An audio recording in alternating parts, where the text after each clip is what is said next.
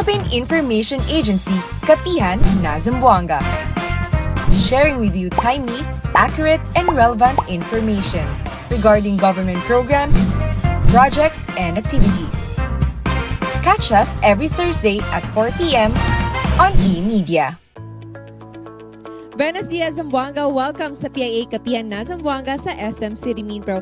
Hatid ng Philippine Information Agency, Mindanao Communicators Network, SM City Minpro, MCTV, and eMedia. Mapapanood po ninyo ng live ang ating programa via PIA Western Mindanao Facebook page and other government agencies' Facebook pages, including PRO9, Zanorta News Flash, 1TV Philippines, ISA TV Channel 17, PCH Cable TV, and via cable televisions here in Zamboanga City at MCTV and eMedia. Happy Kapihan po ulit sa ating mga viewers po ng ating programa.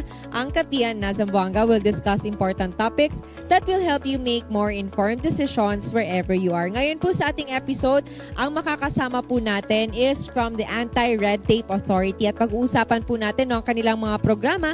Kabilang na po dito ang ating Ease of Doing Business. So makakasama po natin no other than their Chief Administrative Officer of ARTA in Zamboanga City and in Western Mindanao. We have with us Ma'am Mayor Delgado. Welcome po sa ating program. Buenos dias, Mai. Thank you so much, PIA Regional Office 9, for the invitation to be with you this day for the Kapihan ng Zamboanga here at SM City Minpro. So we are very happy, ma'am, no, because first, this is the first time po to have ARTA with us, no, sa ating programa. And of course, excited din kami to know what are the services or what are you doing po, no, in your office so that we can also share po sa ating mga viewers. First of all po, how do you assess yung ating current state of the ease of doing business here in Western Mindanao? We have come a long way, no, Mai, from 2022 since our office was launched and operationalized in the Regional Field Office of Western Mindanao. So 3 years in operation is quite a short time, but we have engaged with a lot of agencies already, government agencies for that matter. And with a lean complement, no, manpower complement of 7, we're able to reach as much as 90% already of the LGUs in Zampen and Basulta, which is a coverage of ARTA Regional Field Office Western Mindanao. But there's much to be done. No, we have helped LGUs comply with EBOS. And of course, the submissions of ARTA compliance reports. But more than that, I believe, no, we were able to improve the ease of doing business in the region. Siguro po first then, no, so that for those who don't know pa, wala pang idea of what you are doing talaga. Ano po ba yung ARTA? The mandate of ARTA per Republic Act number 11032 is of course not on the enforcement and empowerment aspect. So before reaching enforcement aspect, which is sometimes, no, we'd like to evade, no, kasi ayaw nating pumunta, no, sa ganung sitwasyon, no, ganung level kaagad. We would rather that we educate and empower and equip, no, our government agencies, officials and employees of the provisions of RA 11032 through technical assistance, orientation and workshops, and of course teaching them on how to comply with the reports by ARTA.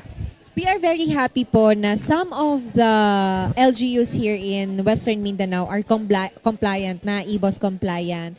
And so far nga po, you mentioned na yung ating status, no, ng ating ease of doing business here in Western Mindanao. So ano po yung mga so far nakikita po natin na most common challenges in our LGUs or mga entrepreneurs, investors natin when dealing with government transactions?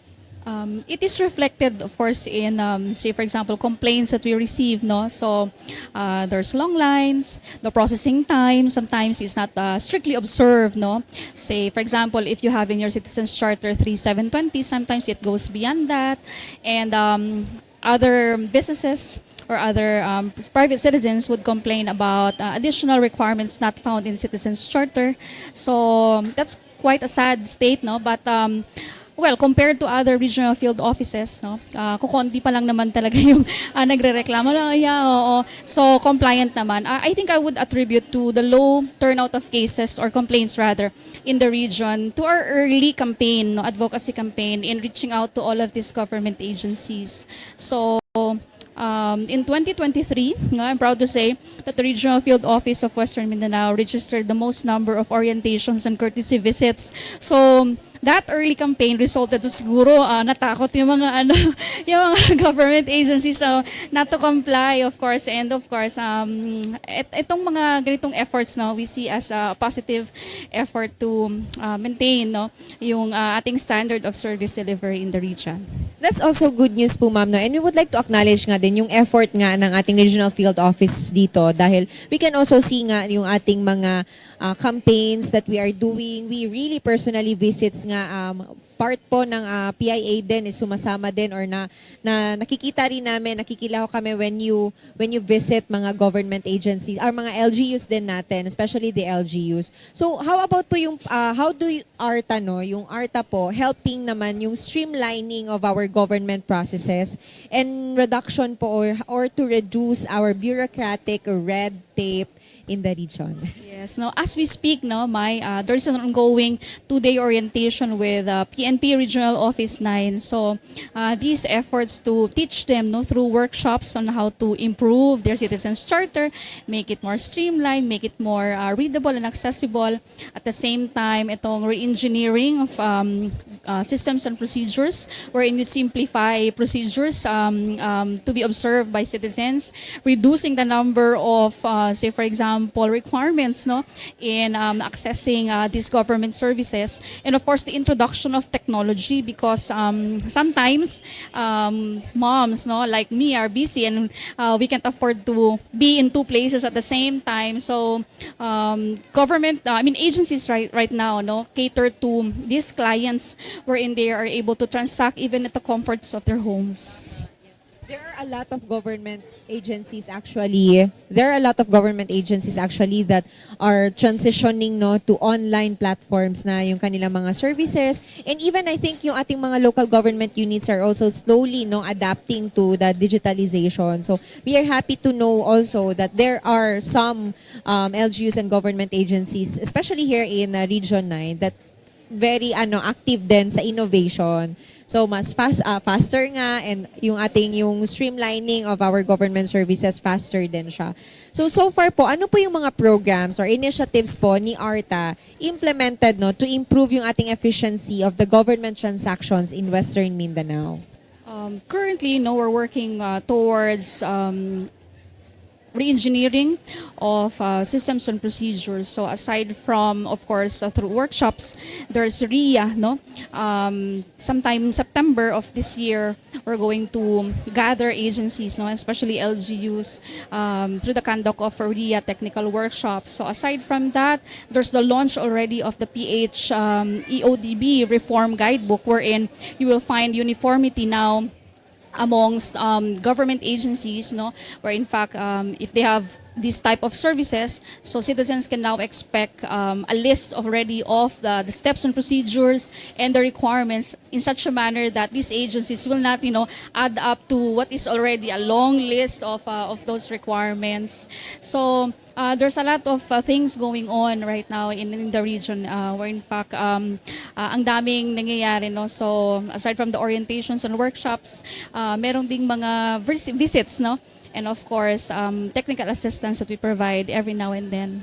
So this assistance po, you are just giving it freely sa ating mga government agencies. So how, with considering po the manpower and the number and the area, we have a big area talaga sa Western Mindanao. So how do you manage po yung yung campaign pag-visit po sa each of our agencies?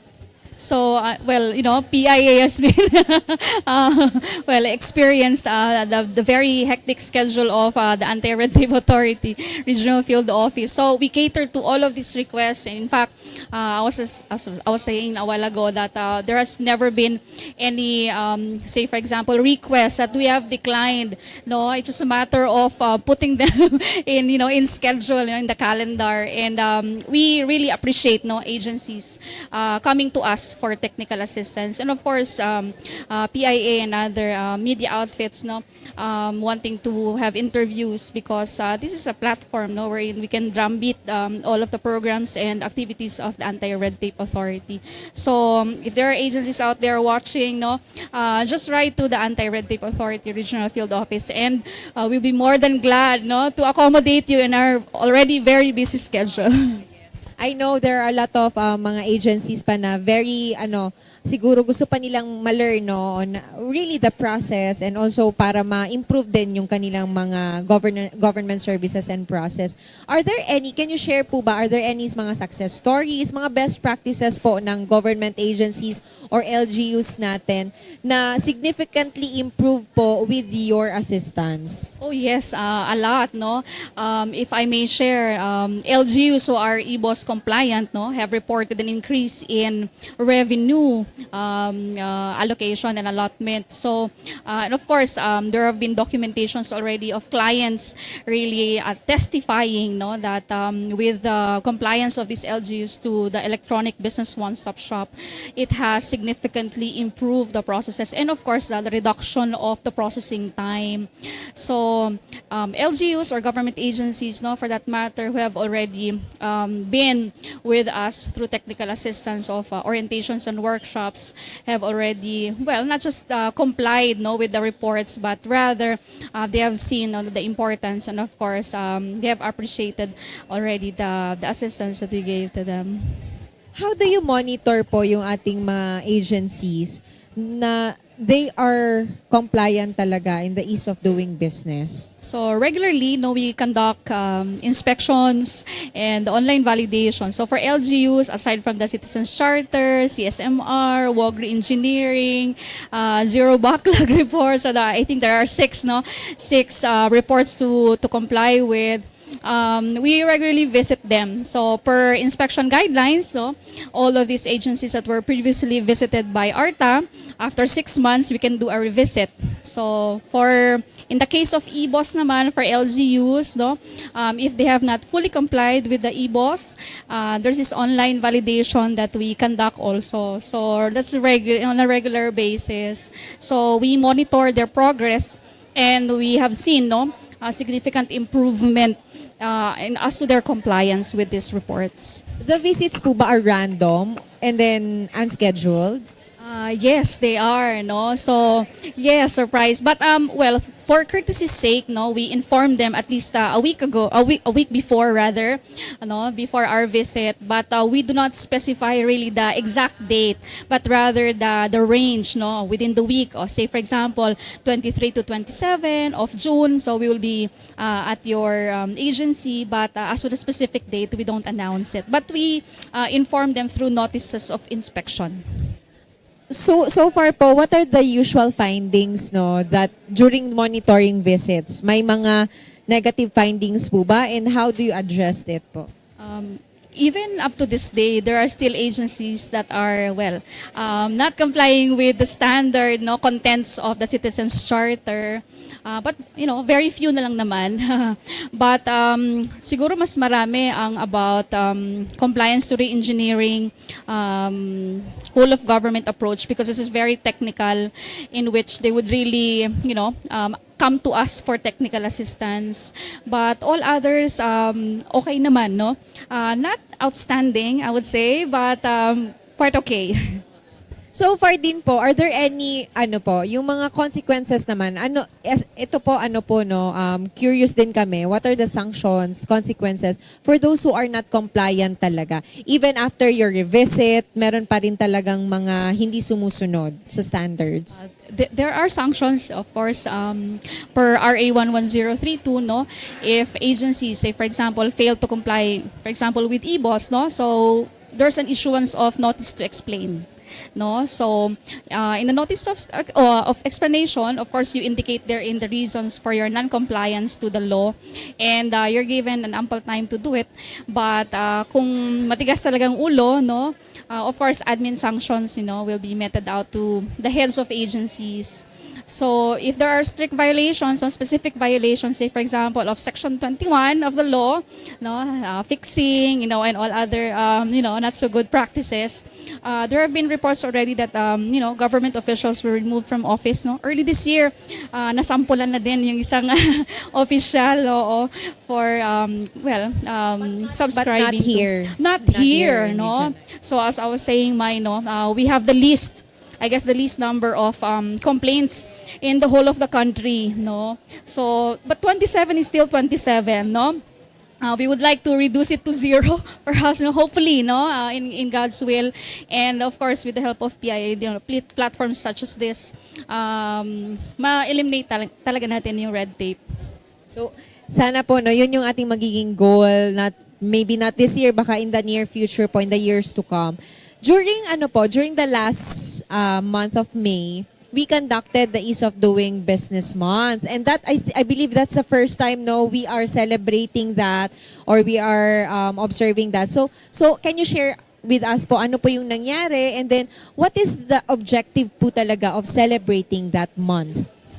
March of this year, President Bongbong Marcos declared the month of May as the Ease of Doing Business Month. No, this is the first, for ARTA. So in 2 months' time, we gathered ourselves and planned for several activities. No, and in fact, PIA, was with us during our one-stop shop. No, wherein we were able to gather, I think, around 17 government agencies in one venue.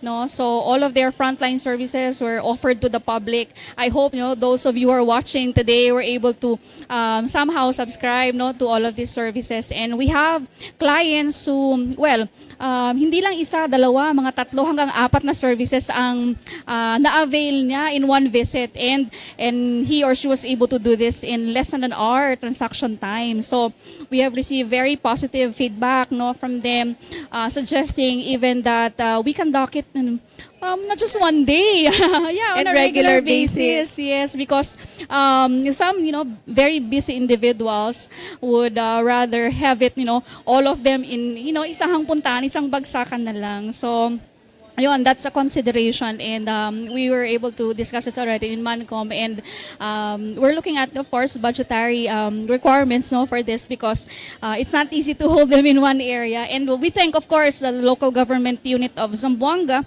for the technical assistance and provision of some help.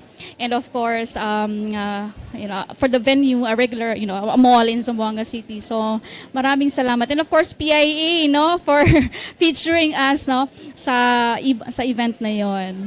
So we are very happy din that we have that kind of activity na nakandak, and it's on a weekend. So minsan lang natin makikita yung mga government agencies on a weekend, tapos pwede tayo makapag-transact sa kanila.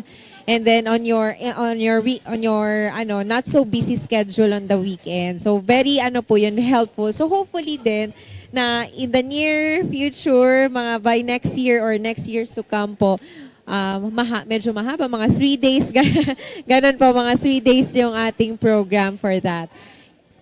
And so eto po one of our rin is to know is ano yung mga future plans po ng ARTA. So further plans natin to strengthen yung ating ease of doing business talaga, especially on our local government units, na hindi lang po yung mga NGAs, yung mga LGUs talaga natin ay makapag-comply din sa batas. So we are hoping to reach out to as many LGUs as possible. In fact, there have been engagements already, with Basilan. There's a plan to conduct, an island-wide orientation for LGUs in Basilan. So that's slated in the month of July.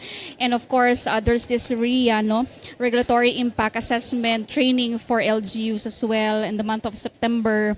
Aside from that, we have launched a PH guidebook, reform guidebook, and we hope to disseminate copies of these to the transacting public. And over all of these things, we regularly conduct what we're doing in the regional field office. And there's also this engagement, no, with universities in the region for them to offer the MPA course major in regulatory impact assessment to professionals, no. So we are positive, no, we're really hopeful that this will come to fruition.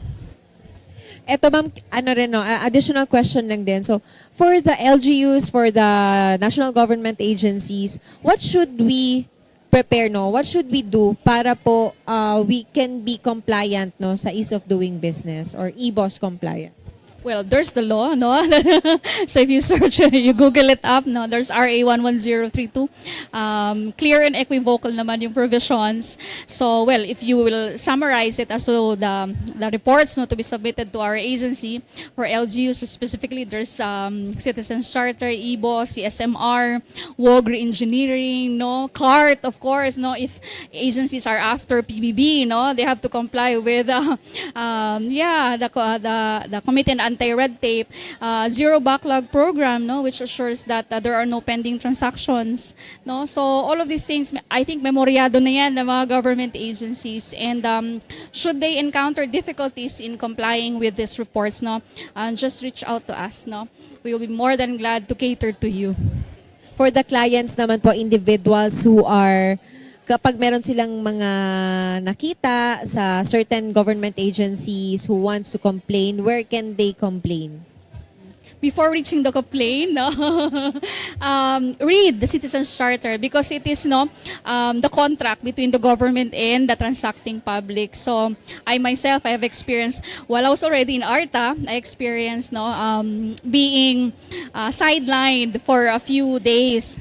But, you know, accessing the Citizens Charter would really help you understand, no, that the transactions and the step-by-step procedure and the number of days and fees, specifically, no, if they charge you more than what is required, no, if they ask more paper requirements, no, what is more than what is listed in the Citizens Charter, then you can actually complain. So just kindly tell them that you are aware of the Citizens Charter, and if they still insist, then of course there's www.arta.gov.ph, and once you access our website, no, ang bubulaga sa inyo, would you like to file a complaint? Yung mga ganon. So of course we also cater to walk-in clients, but hopefully, no, it will not reach that level.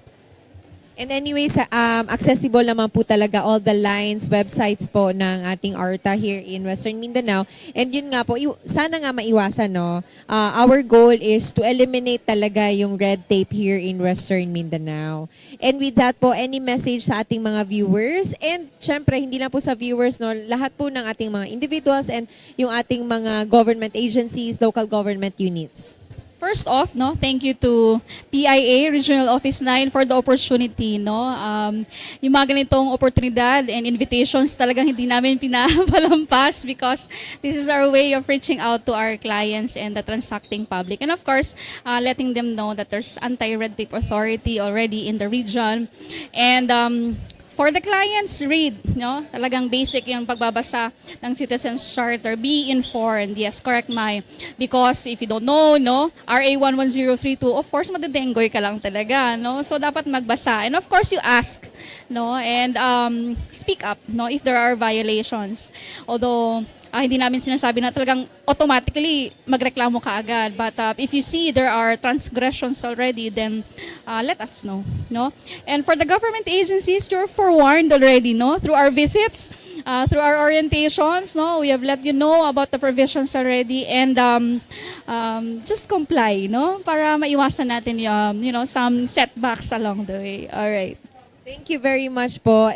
It's an opportunity po, no, to have you with us here sa ating program, because this is very important for us to introduce then what is ARTA doing, and ano po yung pwede ring maitulong na ating mga individuals, no, sa ating community, sa ating mga government agencies. And with that, yun nga po ang parati nating pinapaalala na stay informed, be informed po, so that we can also have proper, no, platform in filing our complaints, if any, kapag may any complaints po tayo.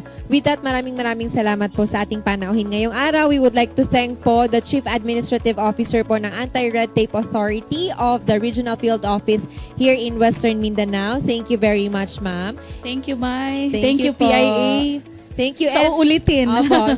Hindi, Definitely, this will not be the first and last. So hopefully po sa ating mga future events, kung meron po tayong mga activities, you are very welcome po to sit with us po sa ating program. With that, maraming salamat po muli sa ating following sponsors. We have Dunkin, Karimadon, Camiseta, and Penguin all available at SM City Main Pro. Nagpapasalamat po kami sa ngalan po ng PIA Director General Ms. Catherine Chloe De Castro and PIA Regional Director Ms. Noemi Edaga. Ito si Myra Espinosa and we will see each other po sa mga susunod pa nating episodes ng PIA Kapihan na Zamboanga. Muchísimas gracias. Philippine Information Agency, Kapihan na Zamboanga. Sharing with you timely, accurate, and relevant information regarding government programs, projects, and activities. Catch us every Thursday at 4 p.m. on eMedia.